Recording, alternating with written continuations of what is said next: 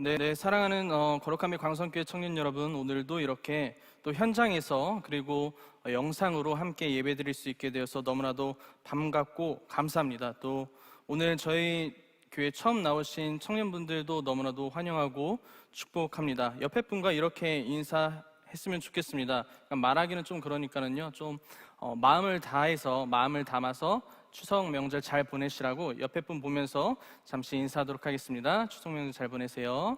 네.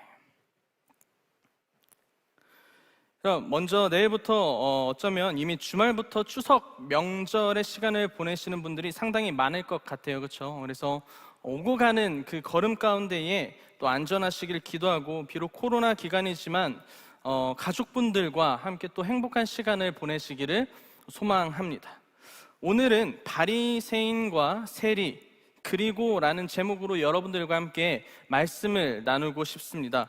여러분, 우리는 매주 예수님께서 이 땅 가운데 내려오셔서 복음을 전하시는 이야기를 듣고 계신데 지금 우리가 9월에는 비유를 통해서 어떤 말씀을 하시는지를 우리는 듣고 있고, 그로 인해서 하나님 나라를 좀 바라보고 있는 시기를 맞고 있습니다.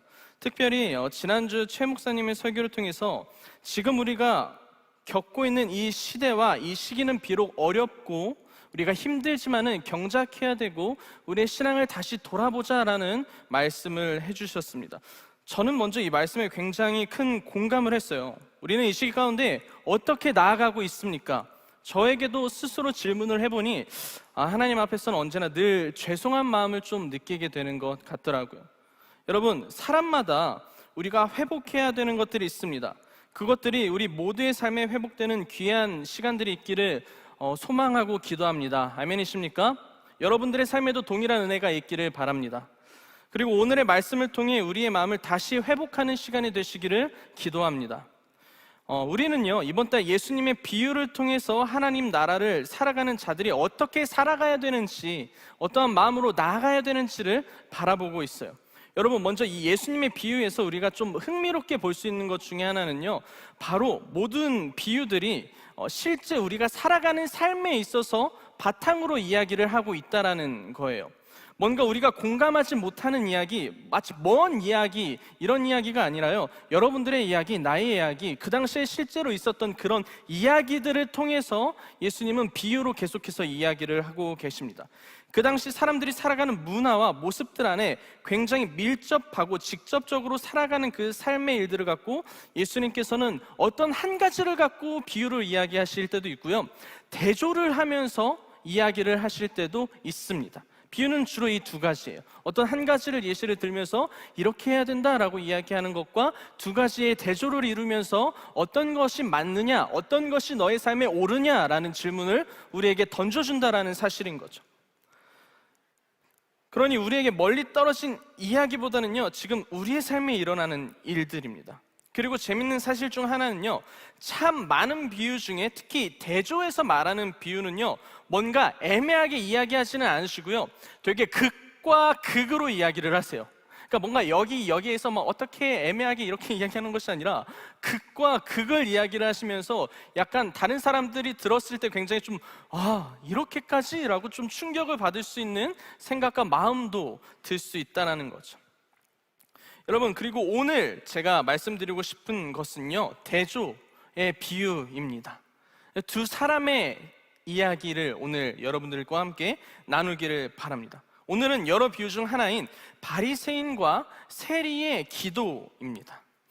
여러분, 이 바리새인과 세리의 기도의 모습을 보면서 어떤 자가 참 신앙인인지를 오늘 말씀을 통해서 말씀하고 계시는데요, 이것 대조의 비유인 거죠. 그리고 오늘 예수님의 비유에서는 두 명의 인물이 나오죠. 우리 10절 한 목소리로 함께 읽도록 하겠습니다. 시작. 두 사람이 기도하러 성전에 올라가니 하나는 바리새인이요 하나는 세리라.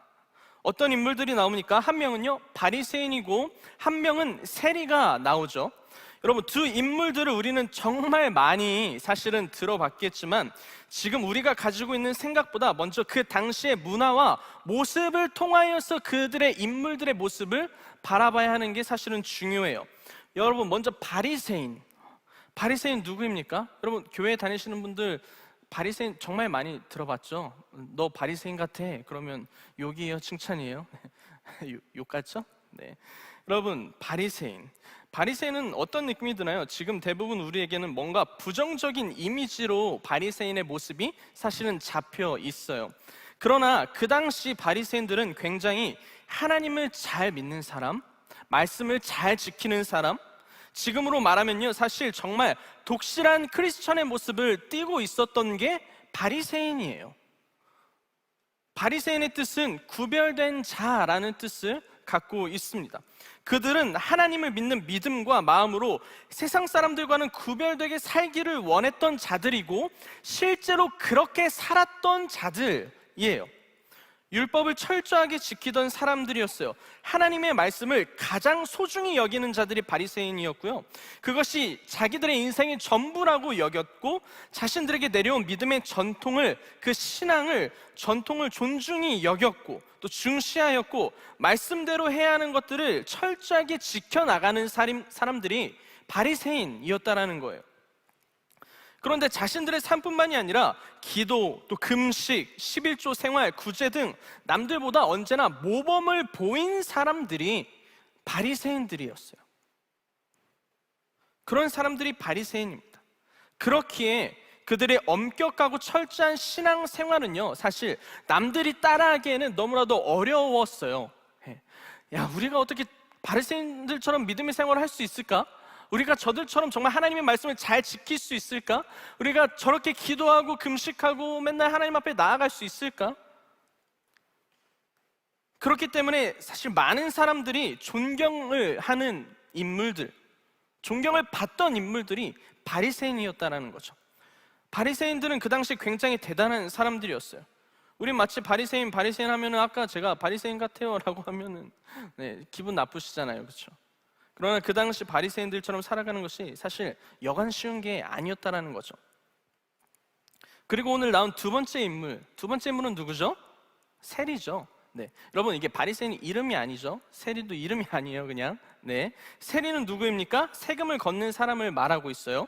헬라어로는 텔로네스, 세와 산다의 뜻의 합성어로 그 이스라엘 백성들의 돈을 걷어서 로마에게 갖다 바치는 아주 나쁜 사람들이 사실은 세리였어요. 유대인들에게, 이스라엘 백성들에게는요.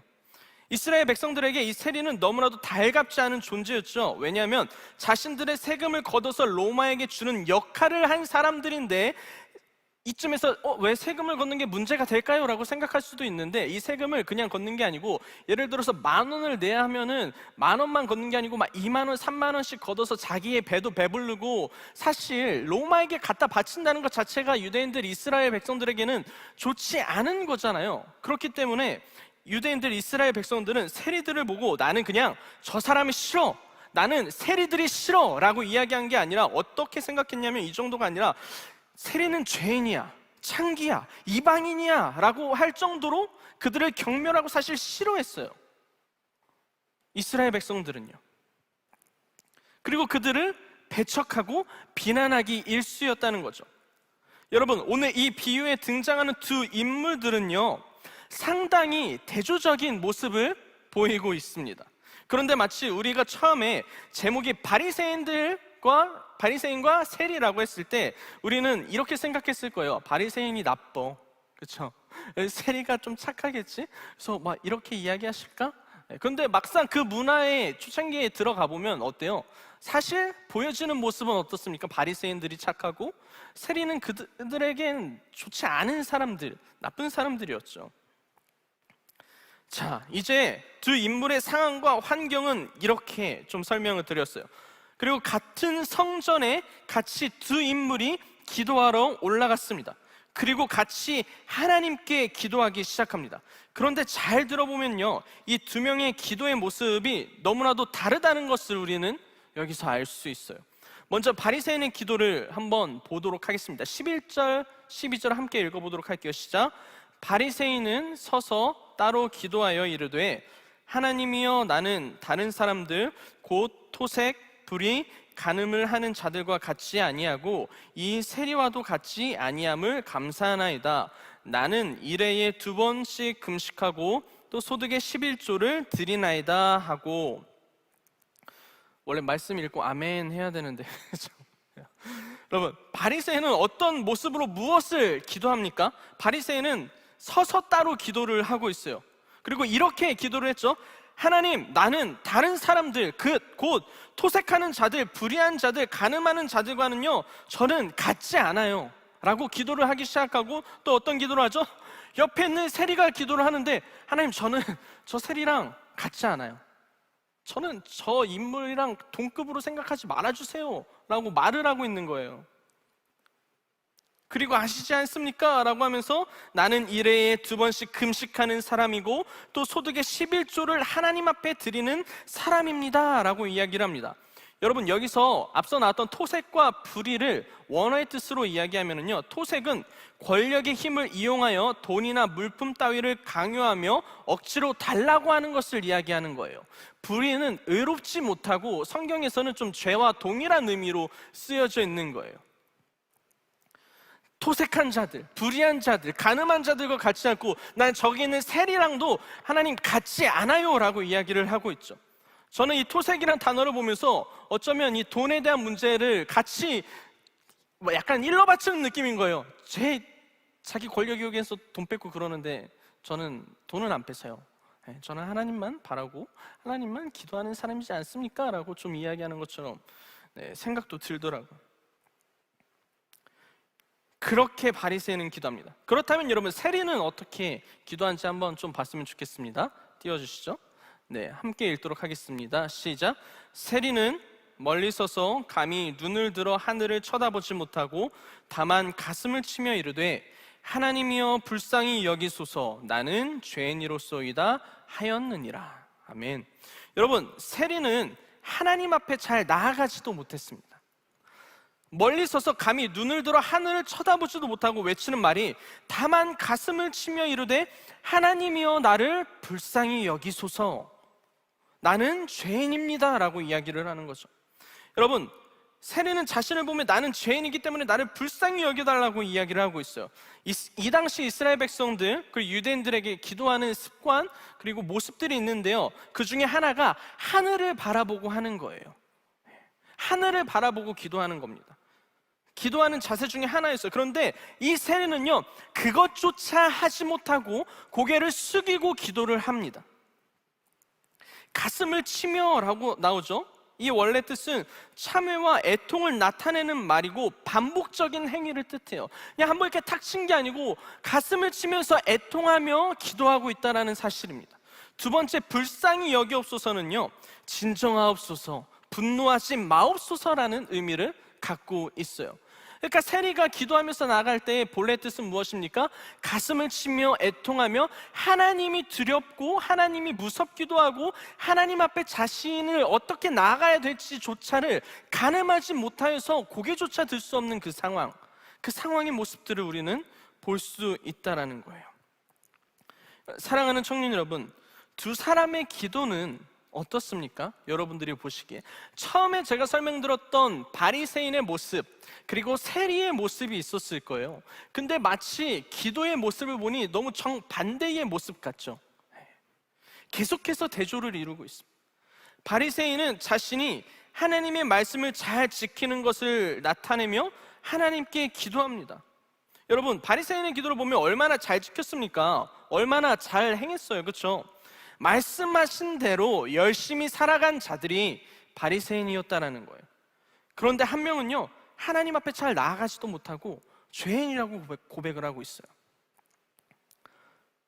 그리고 예수님께서는 이 둘의 기도를 비교하시면서 뭐라고 말씀하시는 줄이 한 목소리로 읽어보도록 하겠습니다.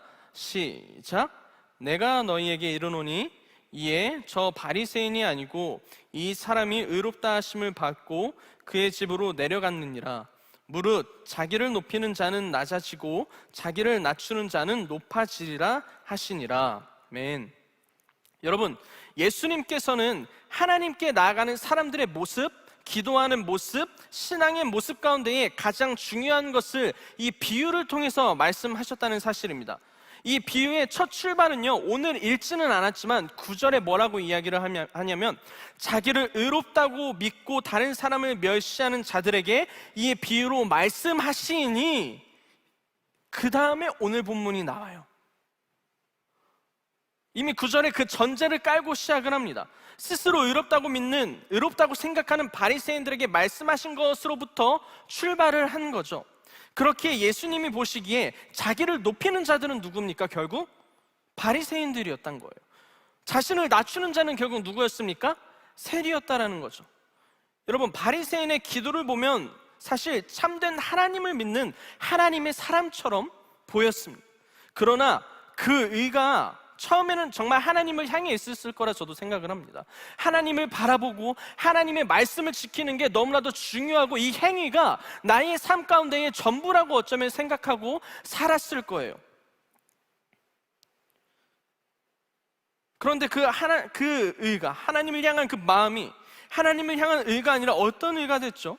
점점 변질되어서 자기를 나타내는 자기를 향한 의가 됐다는 거예요.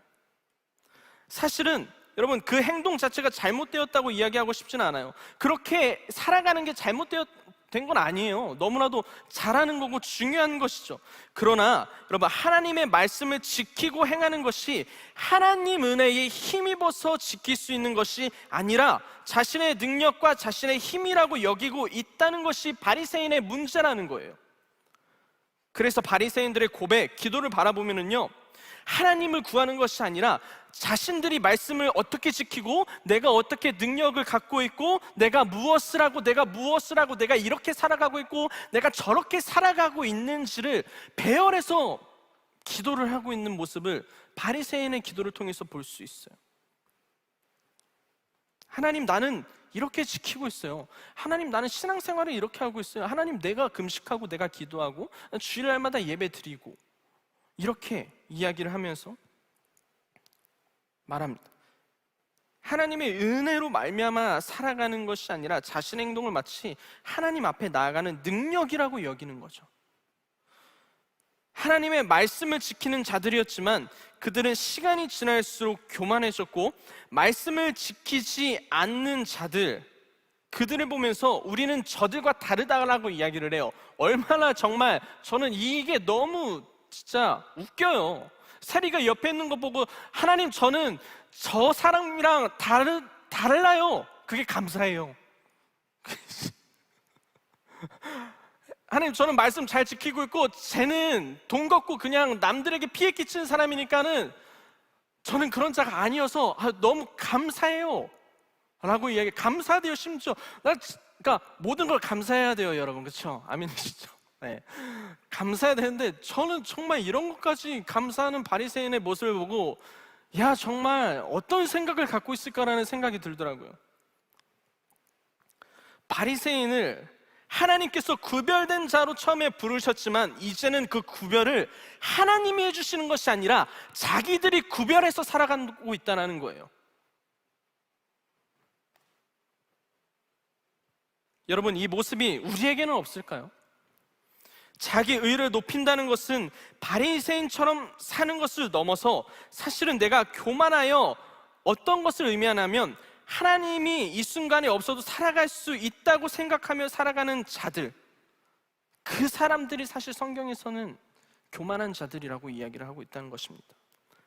하나님이 빠져있는 신앙생활, 하나님이 없는 신앙생활, 하나님이 없는 기도, 오직 나의 것만 구하는 기도, 모든 시선이 내가 어떻게 살아가는지가 가장 중요한 거예요. 우리의 시선에 내가 무엇을 했는지가 중요하다고 생각하고 이것이 점점점 변질돼서 내가 이거 지키면 하나님께서 이 정도는 봐주시겠지, 내가 이번 주 큐티 열심히 했으니까는 이걸로 인하여서 하나님께서 나에게 벌을 내려주시지 않으시겠지, 어떻게 살아가겠지, 내 능력과 내가 함으로 인하여서 하나님의 은혜로 살아가는 것이 아니라 그것을 갖고 그 힘으로 살아갑니다. 이것이 교만이에요. 바리새인들이 궁극적으로 가지고 있었던 문제였던 거예요. 세리는 어떠했습니까? 이스라엘 백성들이 봤을 때 결코 좋은 일을 하는 자는 아니었어요. 그러나 하나님 앞에서 자신이 누군지 알았어요. 자신의 위치를 알았어요. 세리는 그냥 기도를 하며 고개도 들지 못하고 가슴을 치며 자신이 죄인이라고 고백을 하고 있어요. 그때 예수님께서는 저 바리새인이 아니고 이 사람이 의롭다 하심을 받고 그의 집으로 내려갔다라고 말씀을 하고 계십니다. 여러분, 이 두 명의 기도를 통해서 우리는 무엇을 알 수 있습니까? 여러분, 제가 말씀드리고 싶은 것은요, 행위가 잘못되었다는 것이 아니에요. 예수님은 율법을 없애려고 오신 분이 아니라 율법의 완성이시잖아요, 그렇죠? 율법을 지키고 행하는 것을 잘못되었다고 말씀드리는 것이 아니고 너무나도 필요한 부분인 거고, 예수님을 믿는 우리들이 행하여야 하는 부분인 것은 정확해요, 확실해요. 그러면 지난주 최 목사님께서 설교 때 나누신 것이 무엇이었습니까? 제가 앞서 이야기했던 것처럼 뭐였어요? 경작해야 합니다라고 이야기를 했어요. 나의 믿음의 밭을, 틀을 다시 잡을 수 있는 시간이 이 어려운 시기 가운데 우리에게 주어진 것이 아닐까라는 이야기를 하셨습니다. 이 설교를 준비하면서 저는 나 바리새인처럼 살아가면 안 되겠다 라는 그 시선보다 저의 시선은 사실 누구에게 집중이 됐냐면 세리의 모습에 집중이 됐어요.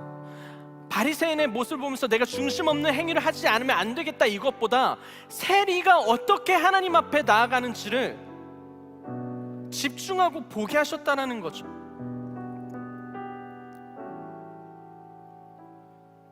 나는 어떠한 믿음으로 살아가고 있는지, 나의 고백은 무엇인지를 좀 돌아보게 되더라고요.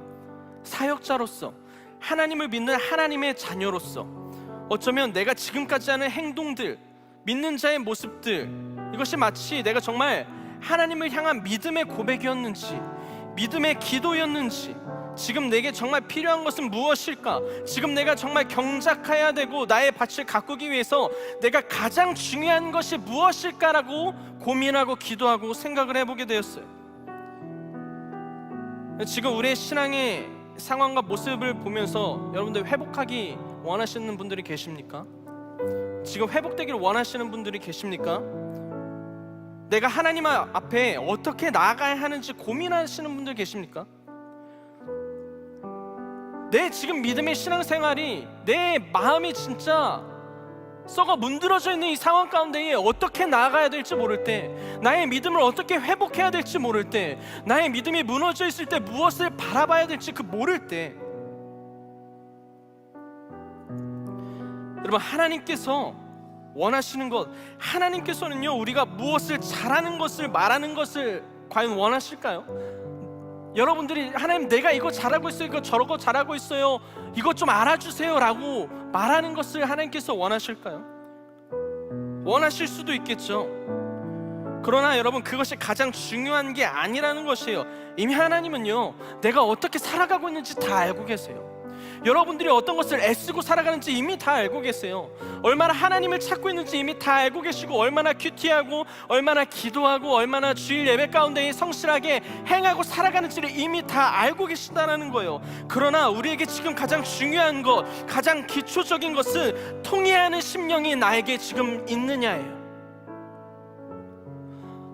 내가 주인 앞에 죄인된 모습으로 나아갈 수 있느냐는 거죠. 내가 살아가는 나의 믿음과 마음 가운데에 하나님, 내가 정말 하나님의 은혜 없이는 살아갈 수 없는 자입니다. 내가 하나님 없이는 내 발을 한 걸음도 내딜 수 없는 자예요. 내가 하나님의 은혜 없이는 기도도 할 수 없는 자고, 내가 하나님의 은혜 없이는 오늘 하루를 하나님 뜻 가운데 살아갈 수 없는 자예요. 하나님, 제가 죄인입니다 라고 고백하는 이 삶이 우리의 삶 가운데 존재하냐라는 거예요. 우리는 시대가 지나면 지날수록, 시간이 지나면 지날수록, 교회를 오래 다니면 오래 다닐수록 이 행위적인 것에 굉장히 여러분, 우리는 집중하고 살아갈 수밖에 없게 되더라고요. 저도 그렇고, 아침에 큐티하면서 야, 나 오늘 큐티 했으니까 이 정도 딱 됐어, 기도 10분 했으니까 됐어, 오늘 하루 잘 살아갈 수 있어, 이게 중요한 게 아니에요.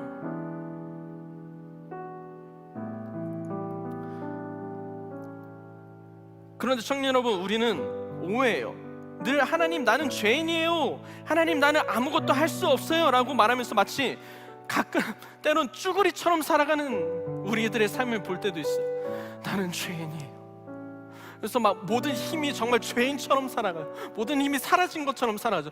나는 죄인이야, 애통이 돼. 하루 종일 막 애통하면서 막 어떡합니까 주님, 나는 죄인이다. 여러분, 이렇게 살아가는 게 아니죠. 이렇게 살아가는 것이 죄인이라고 고백하면서 살아가는 것이 아니에요. 이 죄인에 대한 정의를 저는 요즘에 되게 많이 묵상하게 돼요. 첫 번째는 뭐냐면, 여러분, 우리가 예수 그리스도를 인격적으로 만나게 되면 우리는 너무나도 행복하다고 생각할 것 같죠.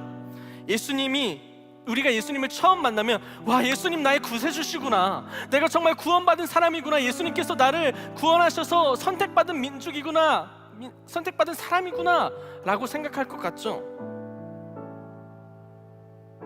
그런데 제가 예수님을 처음 만났을 때 나온 반응은요, 예수님 날 구원해 주셔서 감사합니다 라는 그 제목보다 가장 먼저 나온 거는요, 예수님 내가 얼마나 죄인입니까? 예수님 인격적으로 처음 만났을 때 나온 고백이 그거더라고요. 예수님, 저 정말 죄인이네요. 저 정말 아무것도 아니었네요. 내가 얼마나 하나님 앞에 연약한 존재인지를 알게 됐어요. 그저 막 좋다기보다는 나의 삶을 돌아보게 되고, 나의 삶이 얼마나 부끄럽고 하나님 앞에 죄송한지, 예수님이 날 선택하셔서 구원해 주시고 나를 만나 주셨는데 그때 기쁘기는커녕 내가 정말 예수님 앞에 너무 죄인이구나 라는 생각이 들더라고요. 두 번째, 물론 우리가 죄를 지어서 죄인인 것도 맞고 원죄가 있기 때문에 죄인인 것도 맞겠죠. 그런데 여러분, 우리가 죄인이라고 고백하는 궁극적인 이유는요, 어떤 것을 말하는지 아십니까? 하나님 나는 죄인입니다, 이 뜻은요, 하나님 당신이 없으면 살아갈 수 없는 존재입니다 라고 고백을 하는 것이 나는 죄인입니다예요. 아멘이십니까? 하나님 나는 죄인입니다 라고 고백하는 것이, 하나님 나는 오늘도 하나님 없이는 살아갈 수 없는 존재입니다 라고 고백하는 것이 이 고백이라는 사실입니다. 내가 죄인인 것을 알기 때문에 예수님이 필요하다라는 사실이에요. 예수님 없이는 내가 오늘도 살아갈 수 없다고 고백할 수 있는 사람만이 죄인이라는 거예요. 죄인은 그런 존재예요, 여러분. 죄인이란 것을 깨닫지 못하면요, 나의 의와 나의 생각과 나의 마음대로 살아갈 수밖에 없어요. 그러나 내가 죄인임을 알게 되는 그 순간, 예수님 없이는 내가 정말 살아갈 수 없구나. 왜냐? 예수님이 생명이잖아요. 죄인이 생명을 받고 구원을 얻기 위해선 예수님이 필요하죠. 아멘이십니까? 예수님이 필요하다는 것은 내가 죄인이다라는 거예요. 아멘이십니까? 우리가 무엇을 경작해야 됩니까? 우리가 지금 이 시대 가운데 가장 중요한 것이 무엇입니까? 내가 예수님이 필요하다는 거예요. 예수님 없이는 내가 살아갈 수 없다는 것입니다. 이 사실이 저에게도, 여러분들에게도, 세리에게도 마찬가지 아니었을까요? 세리의 삶을 보십시오. 많은 사람들이 욕합니다. 불의한 일을 했어요. 외형적으로 봤을 땐 죄를 짓고 살아가는 사람인 거죠. 그가 하나님 앞에 나왔을 때 고개조차 들지 못하고 엎드려서 나는 죄인입니다 애통하고 통회하며 주님 앞에 나를 불쌍히 여겨달라고 했습니다. 우리가 살아가는 세상, 나의 삶 중요합니다. 그러나 더 중요한 것은요, 여러분, 우리 하나님 앞에 지금 어떻게 나아가고 계십니까? 여러분, 지금 어떻게 나아가고 계십니까? 세리도 바리새인처럼 기도하고 싶지 않았을까요? 자신도 하나님께 기도할 때, 하나님 저 이거 잘해요, 저 11조 잘하고 교회도 잘 나가고 저 이 모임도 잘하고, 하나님 저는 저들과 달리 저도 하나님께 칭찬받고 그렇게 살아가고 싶어요. 하나님께서 저도 선택한 사람이잖아요. 누가 이런 고백 안 하고 싶겠어요? 저도 하고 싶어요. 하나님 저 참 잘하죠. 그런데 내가 얼마나 신앙생활을 잘하냐도 너무나도 중요하겠지만, 우리가 지금 경작해야 될 것, 지금 우리에게 주신 이 시기 가운데에, 여러분들의 삶 가운데에 지금 신앙의 회복이 필요한 여러분들이 계시다면요, 정확하게 알고 가셔야 돼요. 무엇을 잘하는 것보다 그것을 뛰어넘어서 그 이전에 내가 주님 없이는 오늘 하루도 살 수 없습니다라고 고백하는 여러분들이 되시기를 간절히 소망하고 기도합니다. 그런 우리들의 심령이 되었으면 좋겠어요. 그것을 경작하고 우리 믿음의 그 경주를 했으면 좋겠어요. 그냥 무작정 뛰어서 어디로 가는지도 모르는 그 믿음보다 어디로 가는지를 정확하게 알고 어떻게 뛰는지를 정확하게 알고 어떤 자세가 맞는지를 정확하게 알아서 그 꼬린 지점으로 다가가는 그 순간, 그 시간, 그렇게 살아갔으면 좋겠어요. 어디로 뛰어가는지 모르는 그 삶, 그 뛰다 보면 낭떠러지면 어떡합니까? 그런 것이 아니라 주님 없이는 내가 오늘 하루도 살아갈 수 없습니다. 고백할 수 있는 여러분들이 되시기를 간절히 소망하고 기도합니다. 아멘이십니까? 우리 이 찬양을 같이 함께 좀 고백을 했으면 좋겠습니다. 이 찬양의 가사를 잘 묵상하면서 고백했으면 좋겠는데요. 세상이 다 변할지라도, 우리가 살아가는데 어떠한 순간이 있을지라도 하나님, 내가 주님밖에 없습니다, 이 고백을 갖고 기도하는 찬양입니다. 우리 이 가사의 고백들이 우리의 전심을 다한 고백들이 되기를 바라면서 우리 이 찬양 함께 하나님 앞에 올려드리면서 나아가는 시간이 되기를 원합니다.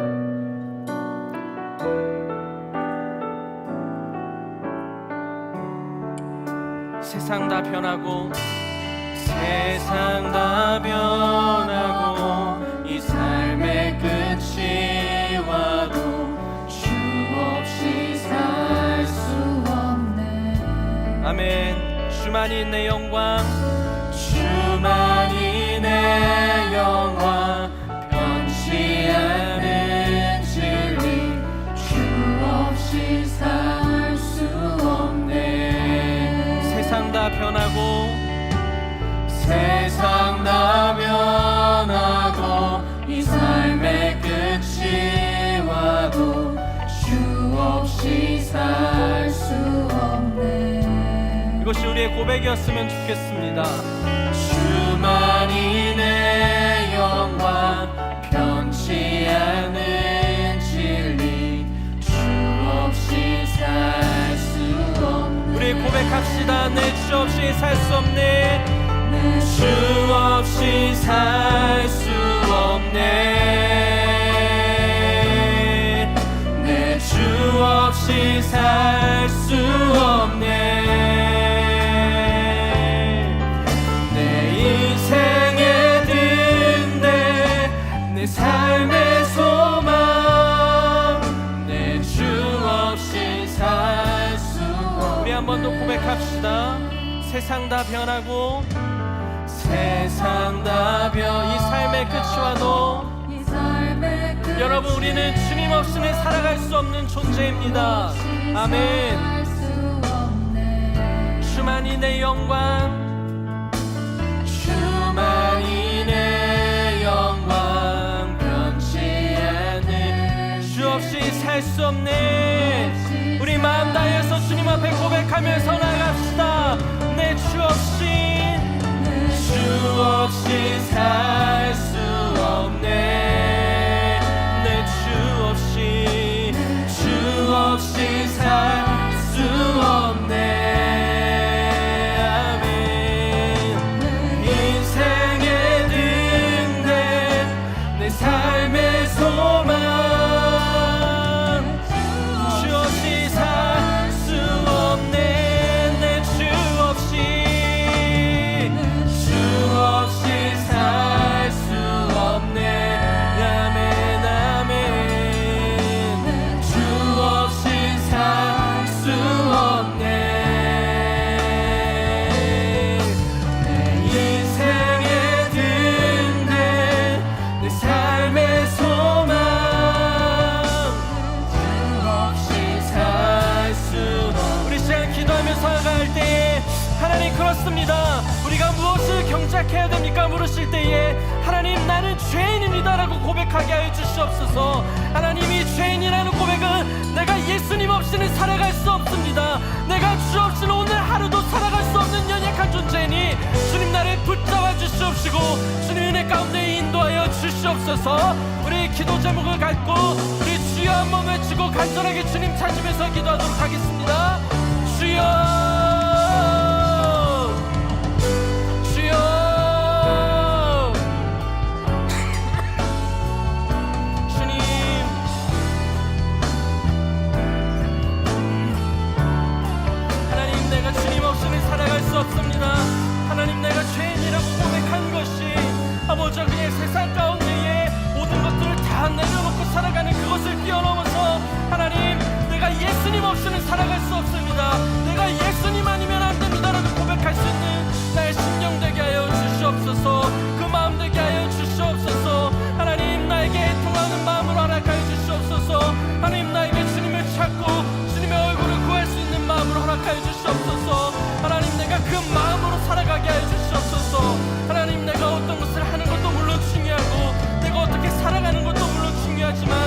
내가 정말 주님 없이 살아갈 수 없습니다. 내가 주님 없이 살아갈 수 없습니다. 나의 은혜 가운데 나를 착수해 주시옵소서. 이 어려운 시기 가운데에 나의 밭을 경작하며 가꾸고 나아갈 때에 내가 정말 예수님을 바라고 내가 예수님을 원하고 살아갈 때에 주님 나를 붙잡아 주시옵시고 주님 나를 붙들어 주시옵시고 주님 나를 은혜 가운데에 인도하여 주시옵소서. 내가 주님의 얼굴을 구합니다. 내가 주님의 마음을 구합니다. 내가 주의 이름을 구합니다. 우리 다 같이 한 번 더 찬양하면서 나갑시다. 내 주 없이 살 수 없네. 아멘. 내 주 없이 살 수 없네.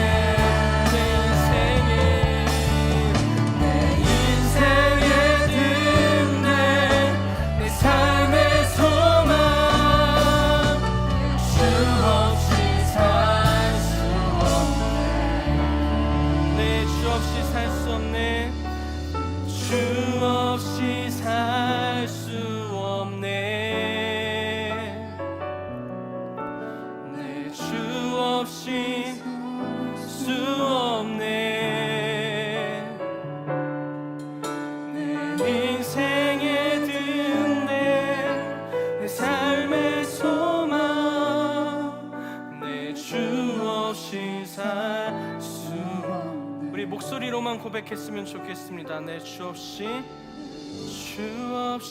살 수 없네.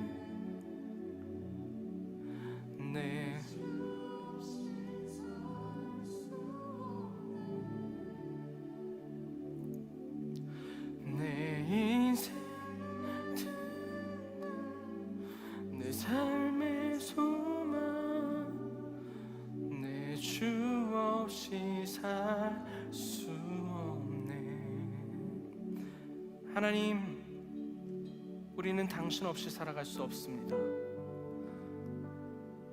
이 어려운 시기를 살아가며 지내가며 우리가 때론 넘어질 때도 있지만 하나님, 우리에게 중요한 것은 얼마나 넘어지냐 보다 언제나 일어날 수 있는 믿음이 우리에게 있는 것입니다. 그 믿음은 하나님, 내가 죄인이요 하나님 없이는 살아갈 수 없습니다라고 고백할 때에 우리의 마음 가운데 은혜를 베푸시는 그 주님을 만나고 그 주님의 사랑을 경험하고 그 주님의 은혜로 살아갈 수 있음을 고백합니다. 우리 청년들의 삶 가운데 그 은혜를 주님 베풀어 주시옵소서.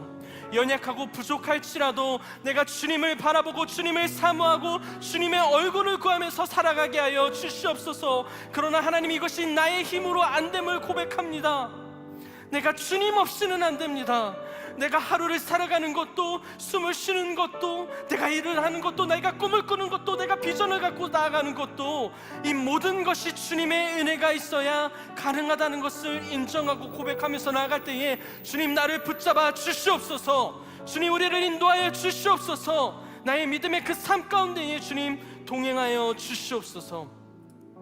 우리를 인도하실 것을 믿습니다. 주님, 함께하여 주시옵소서. 그 은혜 가운데 살아갈 수 있는 우리 거룩한 및 광성교회 청년부가 되길 주님 기도하며 인도하여 주시옵소서. 살아계시고 역사하시는 예수님의 이름으로 기도드렸습니다. 아멘.